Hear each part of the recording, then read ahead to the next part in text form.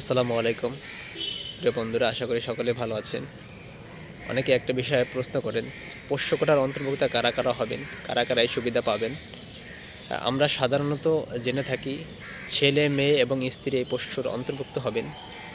এখন প্রশ্ন হচ্ছে, আসলে কি এই তিন শ্রেণী এই সুবিধা পাবে, আর কেউ পাবে না? অবশ্যই পাবে, কিছু শর্ত সাপেক্ষে। সেটা হচ্ছে যিনি কর্মে নিয়োজিত আছেন, যিনি চাকরি করতেছেন, তার উপর নির্ভরশীল যদি তার পরিবারের, বিশেষ করে তার বাবা মা এবং তার নাতি নাতনিও যদি থাকে তার উপর নির্ভরশীল, তাহলে তারাও এই কোটার অন্তর্ভুক্ত হবেন। আবার তার যে মেয়ে রয়েছে, এই মেয়েও অনেক ক্ষেত্রে এই কোটার অন্তর্ভুক্ত হবেন না। যখন তার এই মেয়েটিকে তিনি বিবাহ দিবেন এবং তিনি যখন তার স্বামীর উপর নির্ভরশীল হবেন এবং স্বামীর ঘরে চলে যাবেন, তখন কিন্তু তিনি এই সুবিধা পাবেন না। কিন্তু এই ছেলে মেয়ের যদি আবার বাবা মা মারা যায়, তখন তিনি তার দাদা দাদি বা নানা নানির উপর নির্ভরশীল হয়।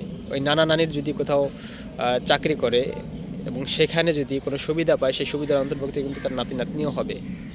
আশা করি সকলে উপকৃত হবেন। ধন্যবাদ। আসসালামু আলাইকুম।